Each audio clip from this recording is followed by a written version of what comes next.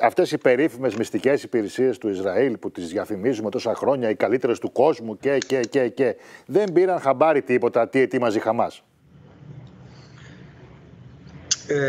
Να σας πω, θεωρώ ότι είναι, με βάση τα όσα γνωρίζουμε, είναι περίπου αδύνατον να μην γνώριζαν και η Μοσάντ και η Σιμπέτ, είναι δύο υπηρεσίες πληροφοριών του Ισραήλ, οι βασικές, για το τι συμβαίνει στη Γάζα, μια μικρή περιοχή που είναι υπό πλήρη κατόπτευση με ηλεκτρονικά, μια λωρίδα είναι δηλαδή, μέσα.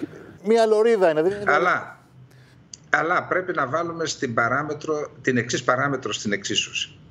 Ξέρετε, εκεί κατά πάσα πιθανότητα υπάρχει εμπλοκή σοβαρού κράτους στο σχεδιασμό της επιχείρησης, στην προετοιμασία της επιχείρησης, το οποίο αυτό κράτος ανέλυσε, εκτίμηση κάνω, ανέλυσε όλες τις δυνατότητες των μυστικών υπηρεσιών, είτε ηλεκτρονικών υποκλοπών, τα πάντα.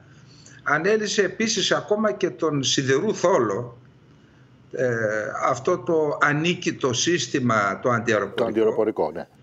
Και με βάση αυτό, εξ όσων έχουν διαρρεύσει μέχρι τώρα, από τις αρχές Αυγούστου προετοιμάστηκε αυτή η επιχείρηση, στεγανοποίησαν κατά πάσα πιθανότητα τις ομάδες που εμπλέκονται, να μην υπάρχουν πράκτορες των Ισραηλινών μυστικών υπηρεσιών ανάμεσά τους, και έτσι μπορεί να υπήρχαν κάποιες ενδείξεις, αλλά ξέρετε, εκεί είναι ένα καζάνι που βράζει. Πάντα υπάρχουν ενδείξεις.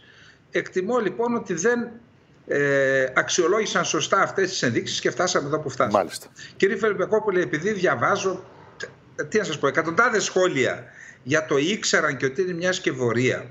Ξέρετε, αυτό δεν μπορεί κανείς να το ισχυρίζεται έτσι ελαφρά την καρδία. Για ποιο λόγο? Όλα αυτά, ξέρετε, καταγράφονται σε δελτία πληροφοριών, σε έγγραφα, τα οποία ακολουθούν την ιεραρχία, φτάνουν μέχρι και τον Πρωθυπουργό. Εάν λοιπόν, και αυτά μένουν στα αρχεία, εάν λοιπόν αποδειχθεί αύριο ότι γνώριζαν ο Πρωθυπουργός ή το Υπουργικό Συμβούλιο για αυτές τις πληροφορίες και δεν τις έλαβαν υπόψη τους, θα καταλήξουν στη φυλακή. Γιατί μιλάμε ότι αυτή η ολιγορία, αν την έδειξαν, αν είναι σκόπιμη, οδήγησε, προκάλεσε, κόστισε την μεγαλύτερη ήττα από ίδρυση του Ισραηλινού κράτους και εκατοντάδες νεκρούς μπορεί να έχουν ξεπεράσει και τους 1000. Άρα να φύγουμε, ασφαλώς είναι ένα μεγάλο ερωτηματικό αυτό. Ναι. Αλλά πιστεύω ότι δεν θα πρέπει εύκολα να διολυσθένουμε σε σενάρια τα οποία μας οδηγούν στο συμπέρασμα ότι επίτηδες το άφησαν να γίνει για να μπορέσουν να εξουδετερώσουν κτλ. Πάντως, ούτως ή άλλως τώρα, όπως η εμπειρία σας και οι γνώσεις σας λένε, εγώ αυτό καταλαβαίνω, ότι πρόκειται για μια σοβαρή ιστορία. Δεν είναι δηλαδή ένα τριήμερο, πενταήμερο και τελείωσε. Λοιπόν, ακούστε, εδώ προσέξτε, εκτιμήσεις κάνουμε. Ναι, ίσως να έχουμε και κάποιες πληροφορίες. Εσείς έχετε, αλλά δεν πάμε να τα πείτε όλα. Αυτά που μπορείτε.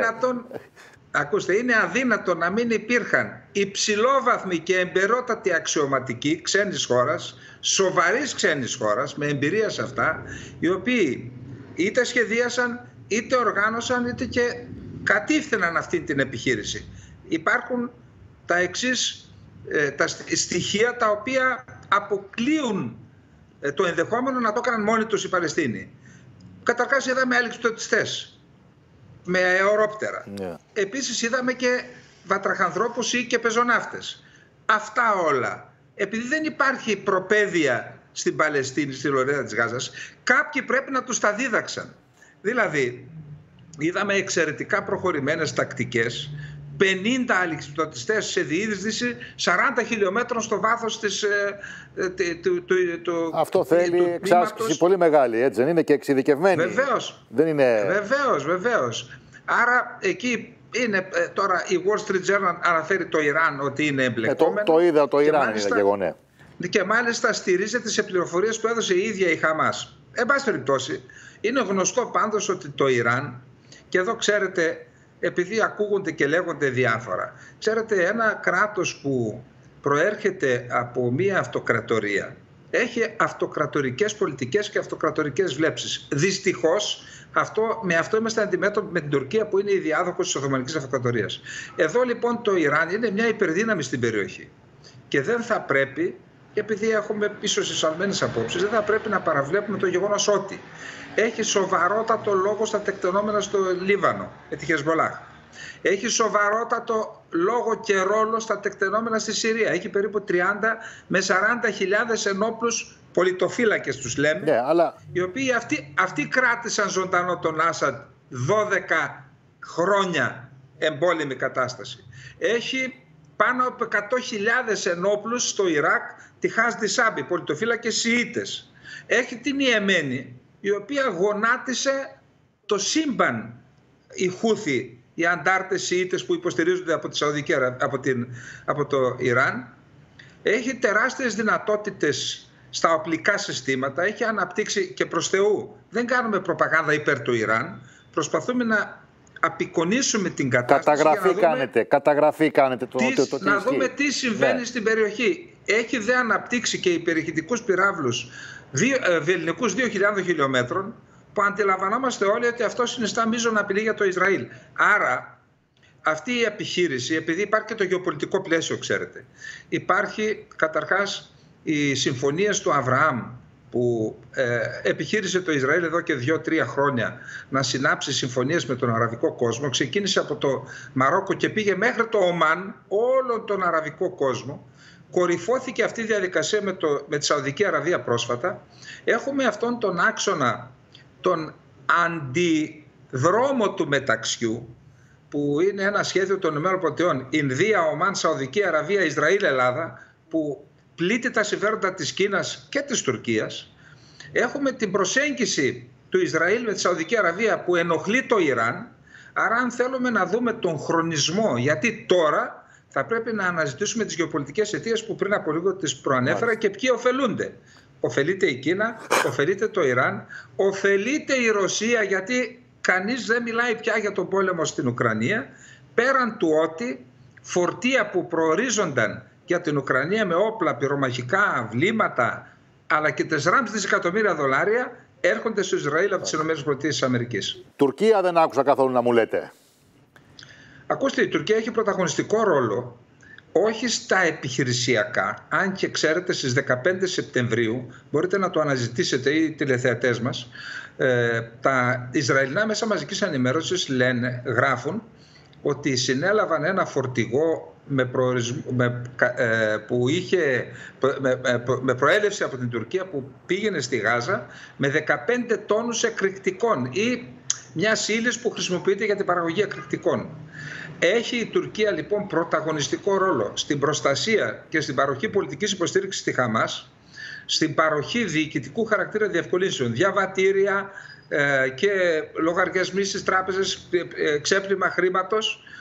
Άλλος πρωταγωνιστής είναι το Κατάρ, στο οποίο Κατάρ η διεθνής κοινότητα και η Δύση κάνει ότι δεν καταλαβαίνει στην εμπλοκή του σε τρομοκρατικές οργανώσεις. Είτε αυτοί λέγονται Ταλιμπάν, είτε λέγονται Αλ-Κάιντα, ή τώρα λέγεται το ζήτημα αυτό που μας απασχολεί στην Χαμάς. Άρα και η Τουρκία έχει εμπλοκή και είδαμε ότι... Και όχι μικρή, από ό,τι μας περιγράψατε, όχι και μικρή εμπλοκή. Πρωταγωνιστική είναι η εμπλοκή. Ναι. Απλώς ξέρετε, η Τουρκία κάνει άλλη μία, θα έλεγα, τρίπλα, ας χρησιμοποιήσω έναν ποδοσφαιρικό όρο, ενώ όλα τα κόμματα εκφράστηκαν υπέρ της Χαμάς. Ακόμα και ο Κιλισδάρογλου, που θεωρείται κεντροαριστερός, είπε είμαι υπέρ των Παλαιστινίων, δεν είπε υπέρ της Χαμάς.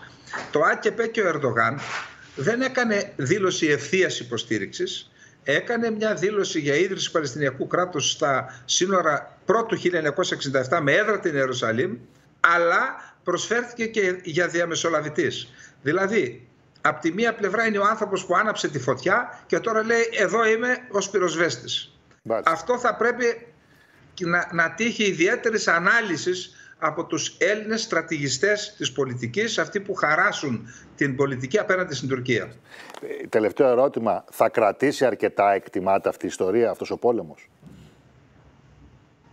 Αυτή τη στιγμή οι μαχητές της Χαμάς συνεχίζουν να ελέγχουν ορισμένα εδάφη από αυτά που μέχρι προχθές ήταν υπό τον έλεγχο του Ισραήλ.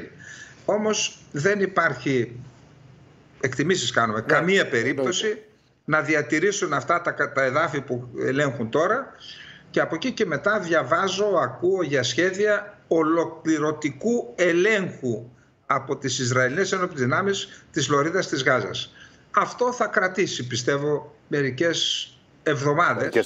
Γιατί είναι ένα δύσκολο εγχείρημα, είναι 2,5 εκατομμύρια άνθρωποι, εάν τελικώς υλοποιήσουν αυτό το εγχείρημα. Αλλά υπάρχει το κρίσιμο ζήτημα των ομήρων και των αιχμαλώτων, που αυτό είναι ένας παράγοντας που ανασταλτικός της επιθετικής ενέργειας που σχεδιάζουν να κάνουν οι Ισραηλινοί.